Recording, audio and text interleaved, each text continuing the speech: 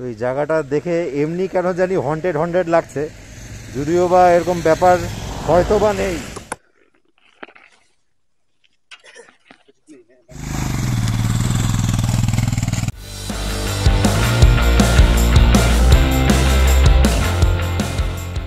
Hello guys, welcome back to my YouTube channel. আজকে বহুদিন পর বেরিয়েছি আমি আর আমার বাইক দিয়ে। তো ব্যাপার হচ্ছে, যা গরম পড়েছে, এটা হচ্ছে মে মাসের লাস্ট মের উইক। প্রচণ্ড গরম। প্রায় এই বছর আমাদের রায়গঞ্জে আর কি প্রায় 45-এর মতন চলে গেছিলো। তো তার থেকে একটু রিলিফ পাওয়ার জন্য যাচ্ছি দার্জিলিংয়ের একটা অফবিট জায়গা, যেটা হচ্ছে সিঙ্গালীলা রেঞ্জের মধ্যে একটা ছোট্ট গ্রাম ধোত্রে। তো আজকের জার্নিতে আমি একা নেই, আমার সাথে আছে আমার ছোটবেলার বন্ধু বুবাই।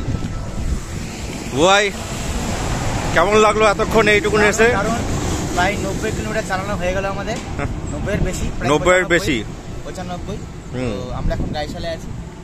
এটা হচ্ছে গাইশাল। তো এখন দাঁড়িয়ে আমরা এখানে একটু চাটা খেলাম। তো চাটা খেয়ে আমরা আবার এখন একটু পরে রওনা দিব। আবার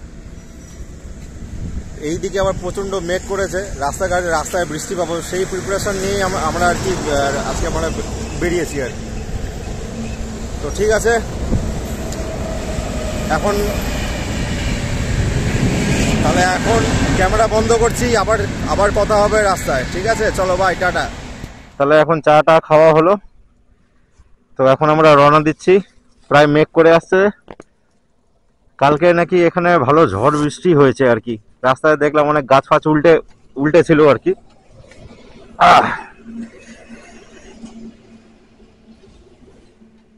তো আমার বাড়ি থেকে যেখানে যাচ্ছি ধোত্রে, সেটা হচ্ছে 265 কিলোমিটার্সের মতো। তো এখন আমরা মোটে 91 কিলোমিটার পার করলাম, এখনো রাস্তা বাকি আছে।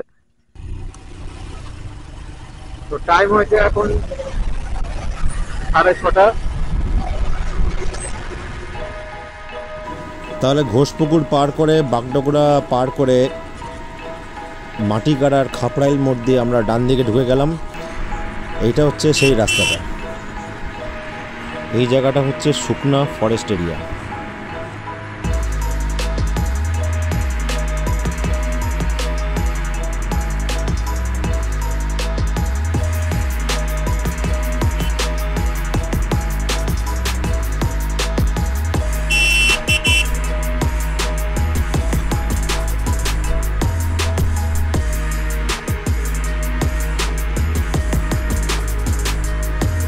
এই যে বাঁদিকের রাস্তাটা, এটা হচ্ছে দুধিয়া। বুঝতে পারলি? এই যে দুধিয়া ব্রিজটা, যে নদীটা নিচে চলে গেছে।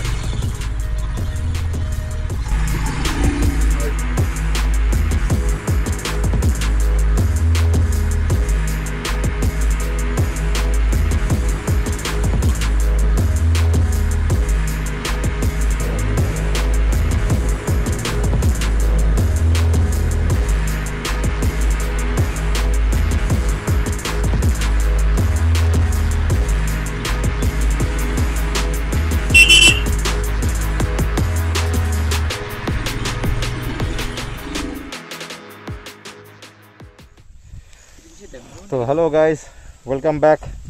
তো আমরা এখন একটা জায়গায় এসে একটু রেস্ট করছি, একটু দাঁড়িয়েছি। এই জায়গাটা মিরিক থেকে প্রায় 8-9 কিলোমিটার দূরে। তো দারুণ এখন ওয়েদার এখানে। আসো তোমাদেরকে একটু দেখাই ওয়েদারটা কেমন। পুরো মেঘে ঢাকা।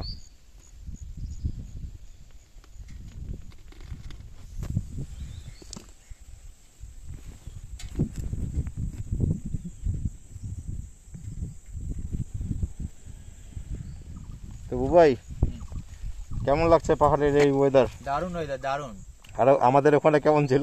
প্রচুর গরম। এই গরম থেকে বাঁচার জন্য যে আমরা পাহাড়ে আসছি, আমাদের একদম সার্থক। ভাগ্য ভালো বৃষ্টি নাই আর কি। বৃষ্টি নাই, আমরা ভাবছিলাম বৃষ্টি পাবো। সেটাই, বৃষ্টি নাই এখনো পর্যন্ত। তো রাস্তায় বৃষ্টি পড়েনি এখনো, জানি না, মেঘ করে আছে একদম আকাশটা। তো দেখি কি হয়। আমরা তো সব মোটামুটি প্রিপারেশন নিয়ে এসেছি। তো এখন টাইম হয়েছে প্রায় 8:30 মতন। আর মিরিক এখান থেকে প্রায় 8-9 কিলোমিটার দূর আছে। তো মিরিকে যেতে যা মনে হয় আর 20 মিনিট কি আধা ঘন্টার মতন সময় লাগতে পারে। তো যা ভিউ দেখছি, ছবি টবি তুলতে তো একটু তো দাঁড়াতেই হবে। তো সেই আমরা বেরিয়েছিলাম অনেক ভোরবেলার দিকে, প্রচণ্ড খিদা পেয়ে গেছে। তো এখন ভাবছি যে মিরিকে গিয়ে আমরা এখন খাওয়া দাওয়া করবো। তো ঠিক আছে,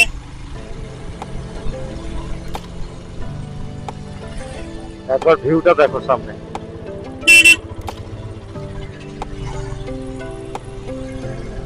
ও দারুণ দারুণ।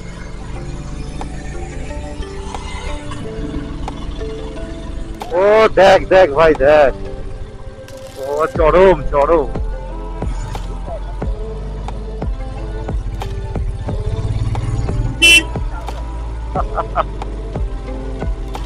ও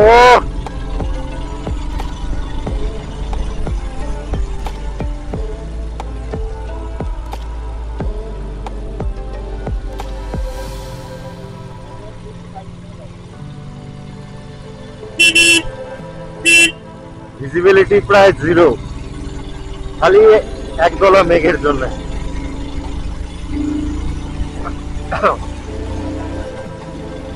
এখানে আমার মেঘটা নাই।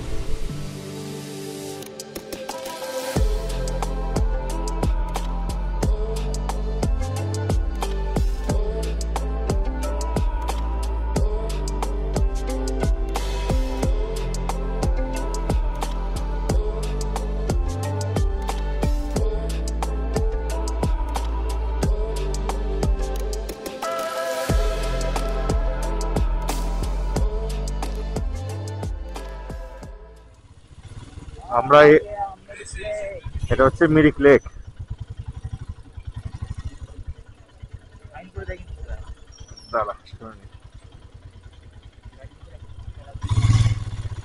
একটু আগে লেকটা দেখা যাচ্ছিল, এখন একদম নেই, ভাবা যায়।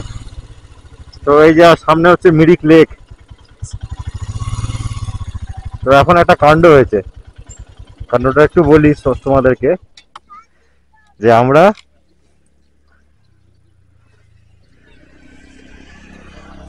আর কি এখানে মোমো খাওয়ার জন্য ঘুরে বেড়াচ্ছি, কেউ মোমো খাওয়াবে না, মানে মোমো নেই আর কি, মোমো কেউ বানায়নি। কি কাণ্ড দেখো। তো ঠিক আছে, সামনে নাকি পাওয়া যাবে, পেট্রোলও ভরতে হবে, ওখানে আশেপাশে আছে কিছু, গিয়ে দেখি। দেখ ভাই, মোমো যদি না পাই, যা পাবো তাই খাই নেবো, বললি তো, প্রচন্ড। তো ব্যাপার হচ্ছে এখানে খাওয়া নেই তা না, এখানে খাওয়া আছে সব থালি সিস্টেম, আর এখন এই থালি খাওয়ার খেতে ইচ্ছা করছে না। সকাল থেকে ব্রেকফাস্ট করিনি, এখন বাজে প্রায় 9:30 মতন। তো 9:30 প্রায় বেজে গেছে। তো এখান থেকে এখনো পর্যন্ত আমরা পশুপতি নগর হয়ে যাব ধোত্রে। পশুপতি নগর এখান থেকে 18 কিলোমিটার। পেটের মধ্যে দড়ি বেঁধে রওনা দিই। তো ফাইনালি একটা মোমোর দোকান পাওয়া গেল, আমরা এখানে একটু মোমো খাবো। তো মোমো খাওয়া কমপ্লিট হলো। এখানে যেখানে মোমোটা খেলাম, এখানে মোমোর দাম অনেক সস্তায় পেলাম আর কি, বাদ বাকি আদার্স দোকানের থেকে। আজকে মোমো খেলাম যেখান থেকে 60 রুপিস চিকেন মোমো, কোয়ান্টিটি হচ্ছে 8 পিস। তো এখন একটু পেট্রোলটা ভরতে হবে, বাবা পেট্রোলটা ভরে নি। তো চলে আসলো ইন্ডিয়া নেপাল সীমান্ত, মানে নেপালে ঢোকার রাস্তা। আর কিছু মিটার পরেই বোঝাই যাচ্ছে গাড়ির মোটামুটি ভালোই ভিড় আছে এখানটায়। তো এখন আমি এখানে বেশিক্ষণ দাঁড়াবো না, কারণ আমাদেরকে পৌঁছতে হবে। এখন প্রায় বেজে গেছে 11টার মতন, এরপরে আরো 2 ঘন্টার রাস্তা। এই যে এই জায়গাটা হচ্ছে নেপাল বর্ডার, এদিক দিয়ে হচ্ছে নেপালে ঢোকা যাবে, আর এটা হচ্ছে ইন্ডিয়া, যেখানে বুয়াই। এই যে নেপাল, এটা আর এটা ইন্ডিয়া। হ্যাঁ আচ্ছা, এটা দাঁড়াতে দিচ্ছে না, আমরা এগোই। এখানটা পার্কিংও মানা আছে, যাবে। তো এখন আমরা এগোচ্ছি ধোত্রের দিকে, যেটা এখান থেকে পশুপতিনগর থেকে ডিস্টেন্স হচ্ছে মাত্র 25 কিলোমিটার, যেটা যেতে সম্ভবত 1 ঘন্টা থেকে 1 ঘন্টা 20 মিনিট সময় লাগতে পারে। এর আর কিছুক্ষণ পরে আসবে সীমানা বাজার। সীমানা বাজার একটা ভিউ পয়েন্ট আছে, তো ওই ভিউ পয়েন্ট থেকে দারুণ ভিউ দেখা যায়, কিন্তু আমার মনে হয় না আজকে দেখা যাবে, কারণ এই রাস্তায় যদি এরকম মেঘ পড়ে থাকে তাহলে ওখানে কি হবে। তো সীমানা বাজারে একটু ভাবছি দাঁড়াবো, কিন্তু একটা সমস্যা আছে, সীমানা বাজারে দাঁড়ানোর না সবসময় পার্কিং পাওয়া যায় না। বাবা কিছুই দেখা যাচ্ছে না।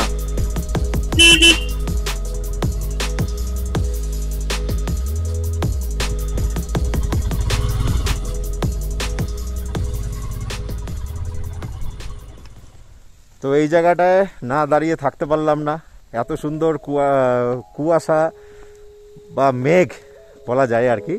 তো দেখাই তোমাদেরকে, পাইন ফরেস্টের মধ্যে আমরা এখন দাঁড়িয়ে আছি।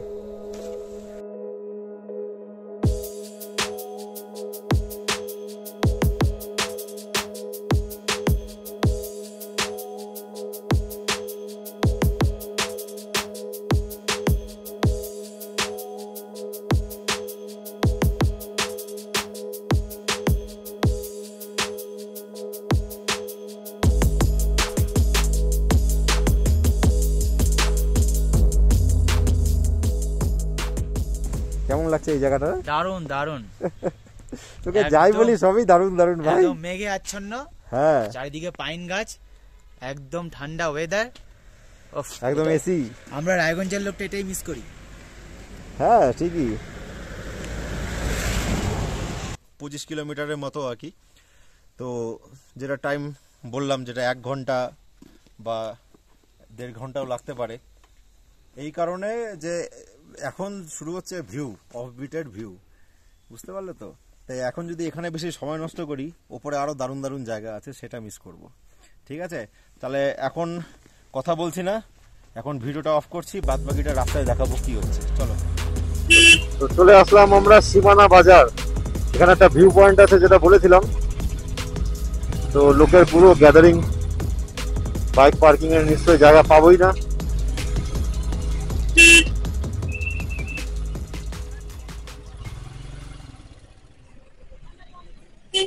তো এখানে অনেক মার্কেট টার্কেট আছে আর কি।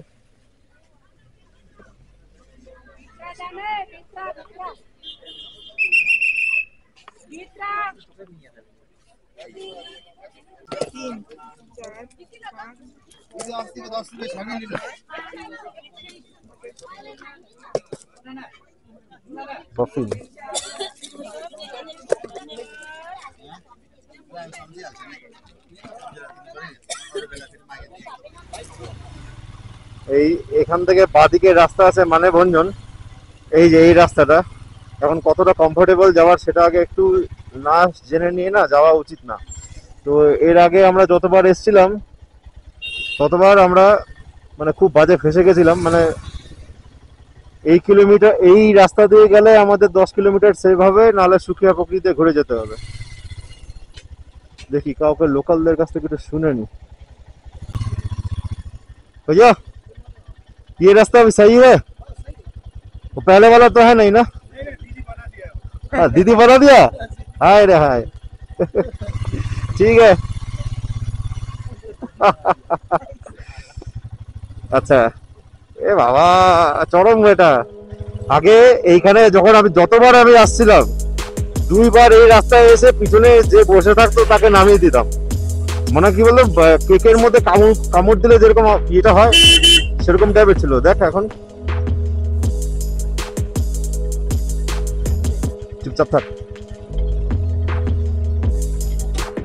দাঁড়া, কোমর ঢিলা রাখিস, শক্ত করবি না।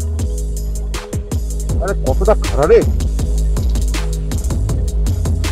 জয় শিব। ভাই এই জায়গাটা তুই জানিস না কি ছিল, এখন পিচ রাস্তা যে হয়েছে আমি দেখে অবাক লাগছে। মানে আমাদের 10 কিলোমিটার সেভ হচ্ছে জানিস এই রাস্তাতে যদি যাই। খালি সামনে থেকে ভগবান করার জন্য এই রাস্তার সাইজের কোনো গাড়ি না আসে। এই যে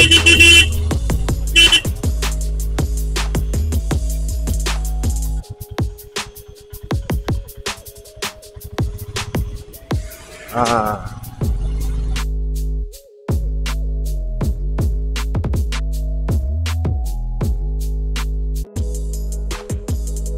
রাইট,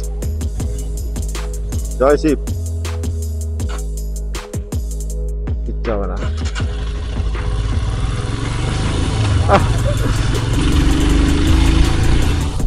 কিচ্ছু হবে না।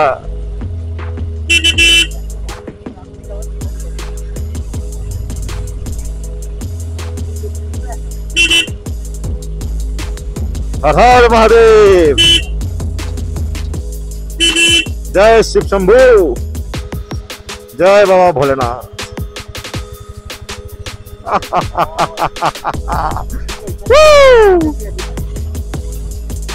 উঠে যাবে, নামানোটা একটু অন্যরকম।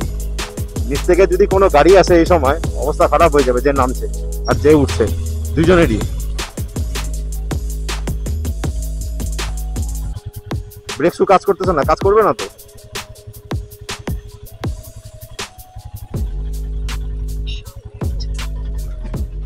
হ্যাঁ, এখানে হচ্ছে সব ট্রেকিং এর জিনিসপত্র পাওয়া যায়। আর এটা হচ্ছে নেপাল, এই যে দেখেন এটা নেপাল। হ্যাঁ, আর এখান থেকে ওই সান্দাকফু যাওয়ার গাড়ি বুকিং হয় না। কোথা থেকে জানি অফিসটা কোথায়? এই যে এটা, এগুলো হচ্ছে 100 বছরের পুরোনো গাড়ি। এগুলা ল্যান্ড রোভার বলে, যেগুলো হচ্ছে মহিন্দ্রা থারকে হার মানা দেয়, জানিস তো। এটা হচ্ছে প্রপার মানেভঞ্জন তেমন আর কি। সামনে চিত্রের রাস্তা আছে, এই যে মানিয়াভঞ্জন শেষ, মানে এইটুকুনের মধ্যে মেনটা, বুঝছিস তো। এইটুকুন ছিল মানেভঞ্জন। সামনে দেখাচ্ছে এই যে সিঙ্গালীলা রেঞ্জ শুরু প্রায়।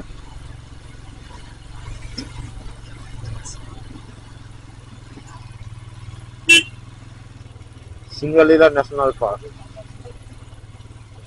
এটা হচ্ছে চিত্রে যাওয়ার রাস্তা। এখন বাইকার্স অ্যালাউ নেই। এই যে এর দিকে সান্দাকফু যায়। তো আমরা এখন দাঁড়িয়েছি মানিয়াভঞ্জনে। মানিয়াভঞ্জন জাস্ট প্রায় 200-300 মিটার আগে ছিল। তো আমরা এখানে মোটামুটি ফাঁকা দেখে এখানে দাঁড়ালাম। তো এই এরিয়াটা হচ্ছে সিঙ্গালীলা ন্যাশনাল পার্ক বলে এটাকে। তো এইখান থেকে শুরু হয়। এই সামনে একটা জায়গা আছে, যেটা এদিকে ক্যামেরাটা নিয়ে আসলে ভালো করে বোঝানো যাবে। ওই যে যেখানে গাড়িগুলো দাঁড়িয়ে আছে তার ওই সামনে থেকে একটা রাস্তা উপর দিকে চলে গেছে। এই যে এই রাস্তাটা ওপর দিকে চলে গেছে। তো এই রাস্তাটা হচ্ছে, এই রাস্তা দিয়ে যায় হচ্ছে সান্দাকফু। এই রাস্তাটা আমি দেখালাম, ওই রাস্তাটা সান্দাকফুর দিকে যায়।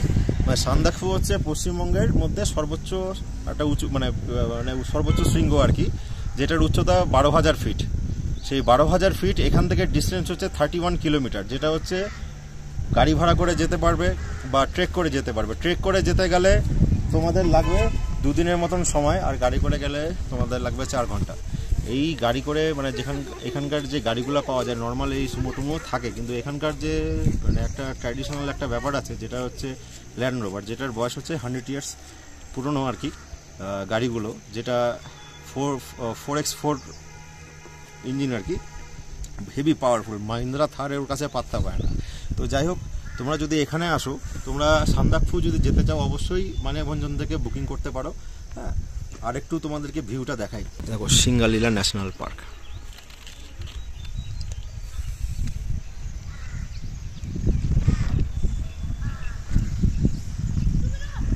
এই যে আমার বাইক, আর এইটা হচ্ছে মানিয়াভঞ্জন।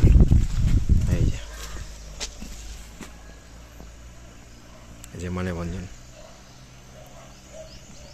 তো আমরা এখানে দাঁড়ানোর কারণ যে একটু টায়ার্ড হয়ে গেছিলাম, একটু রেস্টও নিচ্ছি। আর সব থেকে বড় কথা, আমার গাড়ির পিছনের ব্রেক আর কাজ করছিল না। কারণ যে রাস্তা দিয়ে আমি নামলাম, তোমরা হয়তো দেখেছো যে 10 কিলোমিটার, যেটা আছে 10 কিলোমিটার, প্রায় 10-12 কিলোমিটারের মতন সেভ হলো 2.5 কিলোমিটারের মতন রাস্তাটা।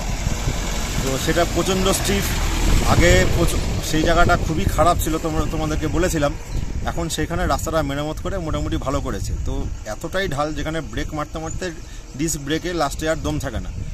তো ডিস্ক ব্রেকটা ঠান্ডা করলে পরে আবার ব্রেক ঠিক হয়ে যায়। তো দাঁড়িয়ে এখানে একটু জল টল ঢাললাম, তো জল টল ঢেলে নিয়ে এখন ঠান্ডা হয়েছে, ব্রেকটাও লাগছে আর কি। তাও ব্রেকটা একটু হালকা হালকা লুজ হচ্ছে, আর একটু ঠান্ডা হতে হবে মনে হয়। তো যাই হোক, ওটা কোনো ব্যাপার না, আর একটু পরেই রওনা দিব। তো ধোত্রে এখান থেকে আমাদের যে ডেস্টিনেশন ধোত্রে, সেটা এখান থেকে প্রায় 16 কিলোমিটারের মতো আর কি। তো মিনিমাম আধা ঘন্টার মতো হয়তো সময় লাগতে পারে। তো একটু রেস্ট নিচ্ছি। তো এখন টাইম হয়েছে 11:15 নাকি, এ বাবা 11:15 মনে হচ্ছে, 11:15 এ বাবা। তো সম্ভবত আর আধ ঘন্টা, ম্যাক্সিমাম 1:30টার মধ্যে হয়তো পৌঁছে যেতে পারে। তো শুরু করছি ওয়ে টু ধোত্রে।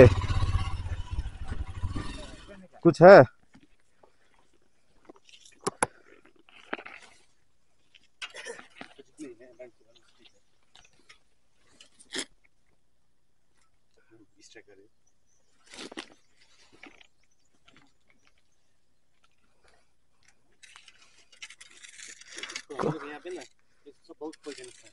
इसका पॉइजन है, बहुत पॉइजन है, इसको उधर छोड़ दीजिए, आप हट जाइए। ये जो है ना वाइपर, हाँ वाइपर का फैमिली में आता है, राइट। बहुत खतरनाक होता है ये पहाड़ में। ये ज्यादातर पसंद करता है पत्थर में रहना, रेत। उसको आराम मिला। अब जगह सही है, जिसको जहाँ रहना चाहिए उसको उधर रहने दो है। ये कोई नहीं जाएगा यहाँ पे। धोत्रे जा रहा है जी, थैंक यू वेरी मच, आप लोगों के साथ मुलाकात हो गया। हाँ हाँ, এই সাপটা হচ্ছে এখানকার পাহাড়ের সবথেকে বিষাক্ত সাপ। এগুলো ভাইপার প্রজাতির মধ্যে পড়ে। যাই হোক, কার সাথে কখন কার কিভাবে দেখা হয়, কপালে ছিল দেখা, দেখে নিলাম। ওঠ, ঠিক আছে, চলিয়ে ভাই। इधर ही था।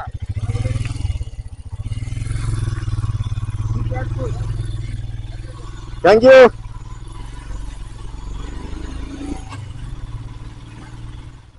তো আর প্রায় মোটে 3.5 কিলোমিটারের মতন বাকি আছে।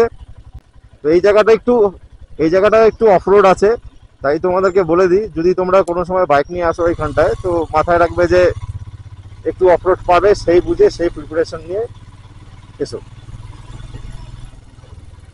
তো রাস্তায় চলতে চলতে একটা জায়গায় দাঁড়ালাম। তো তোমাদেরকে একটা জিনিস দেখাই। হ্যাঁ, এখানে ন্যাচারাল স্ট্রবেরি গাছ আছে।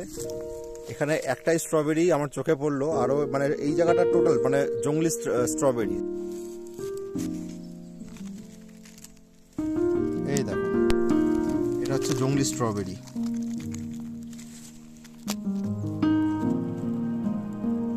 এটা আরো 1 মাস পর এটা সাইজটা প্রায় এর থেকে আরেকটু বড় হবে। তো এখানে চত্বরে এটা যা পাওয়া যায় এগুলো জঙ্গলি স্ট্রবেরির গাছ পুরো। এটা দেখতে, এটার বৈশিষ্ট্যটা একবার দেখে নাও, পাতাগুলো এই ধরনের হয়ে থাকে। তো আর মোটে 1.5 কিলোমিটার রাস্তা বাকি আছে। জায়গাটা দেখে এত ভালো লাগলো, তাই দাঁড়িয়ে পড়লাম একটু ফটো সেশন করব বলে। Welcome to Dhotrey.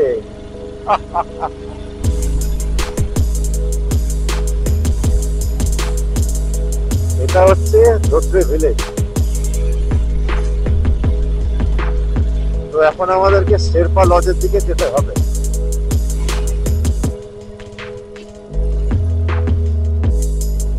আমরা এর আগের বার এসে এখানে ছিলাম, শেরপা লজটা সামনে আছে। আমাদের গন্তব্যস্থলে পৌঁছে গেছি।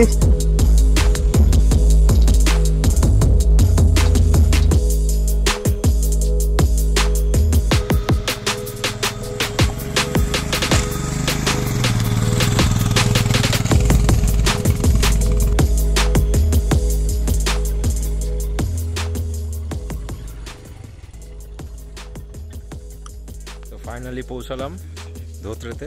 যেখানে আছি সেটার নাম হচ্ছে শেরপা লজ, শেরপা হোমস্টে। এই যে শেরপা হোমস্টে। আকাশ ক্লিয়ার থাকলে এখান থেকে পুরো কাঞ্চনজঙ্ঘার ভিউ দেখা যায়। তো তোমাদেরকে এখন দেখাই যে আমাদের রুমটা কেমন আর এখান থেকে কি ভিউ দেখা যায়। তো এদিকে হচ্ছে আমাদের রুম। আমরা পেয়েছি 3 নম্বর রুম,